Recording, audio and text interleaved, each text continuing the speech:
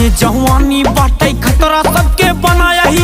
एक रोआ उखाड़ी न पौवा सीना पे चापे चढ़ाया ही। तू राजनीति के बात करा था राजनीति बाजे बामे, अरे कोर्ट कचहरी बाग में देखा पहले चापा भेजा में, अरे जे का मन करे ओका बुलाया जे करे दम बकरे जामे, करे दम बकरे जामे।